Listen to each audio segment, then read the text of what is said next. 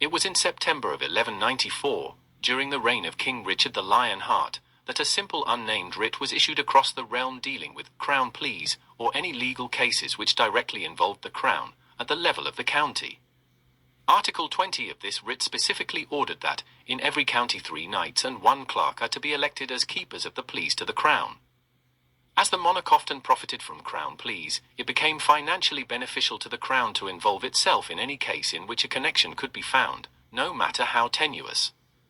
And, as King Richard met his end in 1199, his successor, the infamous King John Lackland, found it a useful tool in funding his ever-constant conflicts with his own barons.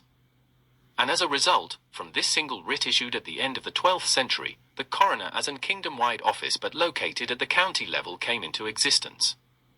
However, the original writ seemed to be somewhat vague about the specific duties these 3 knights and 1 clerk would perform, except to be keepers of the pleas to the crown.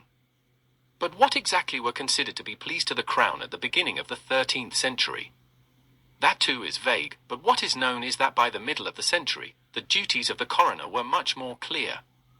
These duties were 6-fold. Firstly, holding inquests on deaths which have occurred by other than natural causes. Second, receiving abjurations of the realm made by felons in sanctuary. Third, hearing appeals of felons, appeals of approvers, and confessions. Fourth, attending exactions and outlawries. Fifth, presiding over wrecks of the sea and treasure trove. And sixth, attending the passing of an execution of death sentences. So how did a person become a coroner? There were 2 ways to be elected to the office, either before the royal justices, or by writs de coronator elegendo, which provided for the election of coroners in the county court. Those eligible to cast votes for the coroner were the knights of the shire along with all the freeholders in the county. Writs de coronator elegendo originated in the king's chancery and were issued to the local sheriff. These writs simply named the coroner to be replaced, stated briefly why he was to be replaced, and ordered the sheriff to see that a suitable replacement was elected.